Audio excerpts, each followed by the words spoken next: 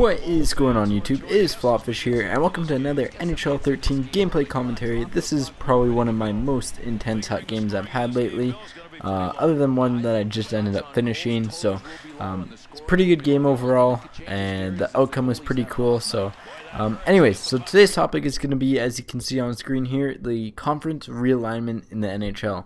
And so what we have here is they're going away from the 6 divisions and 2 conference setups to 2 divisions in each conference rather than 3. So out west you have Edmonton, Calgary, Vancouver, San Jose, LA, Anaheim, and Phoenix in one division. Then in the central you have Winnipeg, Minnesota, Colorado, Chicago, St. Louis, Nashville, and Dallas, which is the central is the hardest division to kind of organize here. And then in the east, I guess, you have Boston, Montreal, Ottawa, Buffalo, Toronto, Detroit, Florida, and Tampa Bay. They're kind of like just lost in the middle of nowhere, although it does make a nice little hockey stick down through them. And then in like the Atlantic, it has the Islanders, Rangers, Devils, Flyers, Capitals, Hurricanes, Penguins, and Blue Jackets, which is just kind of, it all makes sense because, you know, everyone's kind of within a certain time zone. No one's really too far out of their time zone, and the only teams that I can really see it sucking for a ton is going to be Tampa Bay and Florida, just because they're so far away from the rest of their teams that they're just, you know, kind of in the middle of nowhere.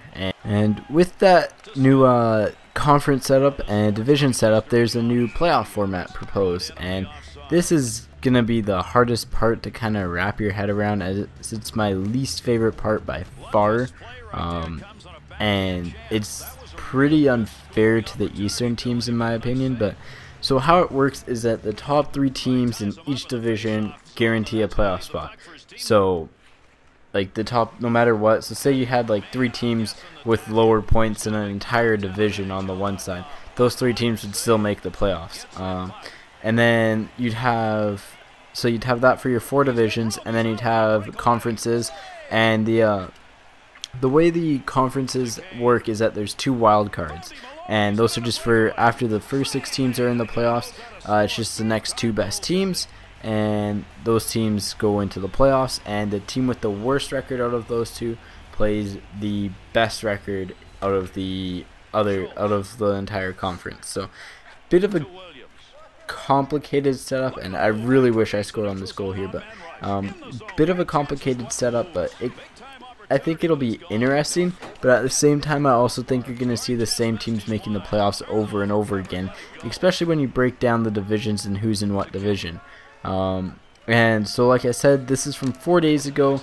These are the standings. I didn't update them just because I knew these proved the point pretty well. And so under this format, you'd have in the East 1 division, East 1 division, which is a Pittsburgh, New Jersey division. You'd have Pittsburgh with 26 points, being the first seed in that division.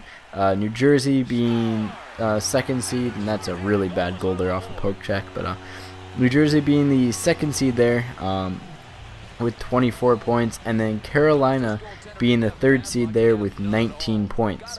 Now this is where you run into a bit of an issue. I'll get back to that in a little bit, but just get into the other division. You'd have Montreal with 27, Ottawa with 26. So Montreal's in 1st, Ottawa's in 2nd, and Ottawa would be facing Boston, who's at 24 points. Again, this was at the time it was done, which was 4 days ago. So you'd have, and then your 2 wild cards would be Detroit and Toronto. So since Detroit has less points than Toronto, Detroit would be playing against Montreal. So your playoff matchups would look like, in the first conference, first division in the East, you'd have Pittsburgh versus Toronto. Now you have a team with 26 points versus a team with 24 points. Your second matchup would be New Jersey versus Carolina, which is a team with 24 points versus a team with 19 points. Can you see a bit of a problem there? How Toronto kind of got the short end of the stick, to put it, I guess, in the best manner. But yeah, and then in the second Eastern one, it'd be Montreal versus Detroit and Ottawa versus Boston. Now in the West actually surprisingly doesn't change. So you'd have Chicago versus San Jose. San Jose is one of the wild cards. Nashville versus St. Louis, which is the other part of the West one. And then West 2 would be Anaheim versus Dallas, who is the better of the two wild cards. They're one more point than San Jose at this time. So Anaheim would be facing Dallas, and Vancouver would be facing LA. Vancouver with more points than LA. That's just kind of a bit of a different setup outlook, just on kind of things. And so yeah, we're gonna go into the next kind of setup here, under the conferences, but with the most amount of points. And so what you'd look at here is that we're looking at in the Eastern Conference. The Western Conference is exactly the same. It's Chicago, San Jose, Anaheim, Dallas, Vancouver, LA, Nashville, St. Louis. So there's zero change between the new format and the old format in the West. But in the East is where it's very radical, like a huge change. If you don't count in divisions here, this is where it gets really goofy. You have Montreal versus Carolina, Pittsburgh versus Detroit, Ottawa versus Toronto, and Boston versus New Jersey. So now that's a fair amount of a difference, here, and that's a really key point in this game. Just cutting back into the gameplay here quickly, just remember that for a bit later.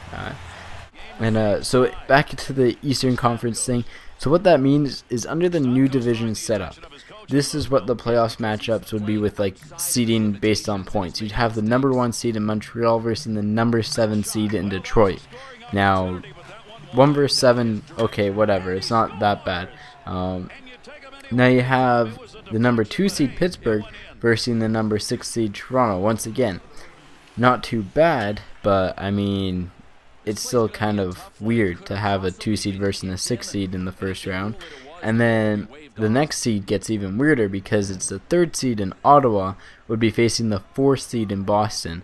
So that means you have the 3rd seed versus the 4th seed in the first round.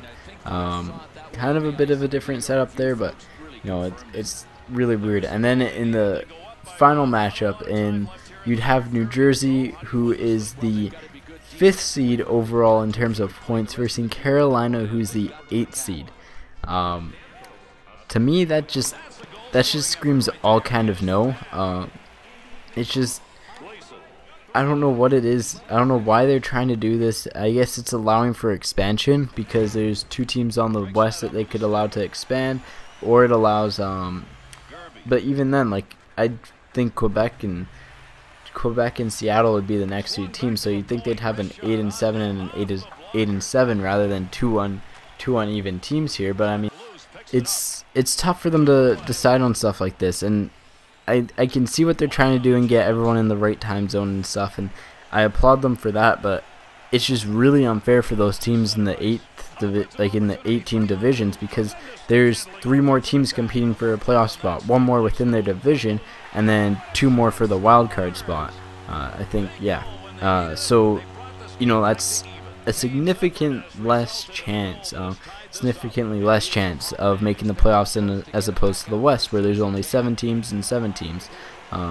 So where it's more unfair for to me is for the teams, you know, like the Columbuses, the Hurricanes are better, like they can spend money, and the Islanders too. The Islanders and Columbus Blue Jackets aren't going to be fans of this.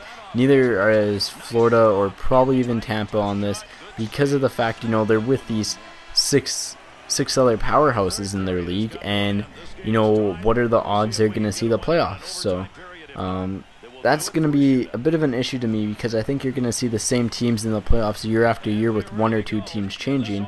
And I guess you kind of see that this year, but the seeds will change, and yes, it'll develop rivalries, but I mean, I don't know. I don't think it's the right move.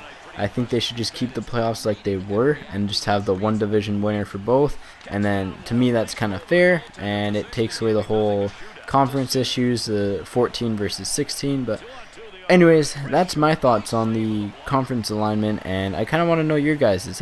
Do you think it's a good move? Do you like the new playoff format? And so yeah, let that know in the comment notes below. And so right here, we're gonna go on a nice little victory skate here with Stamkos. He's gonna come in and he's gonna get tripped here, and he's gonna have a penalty shot here.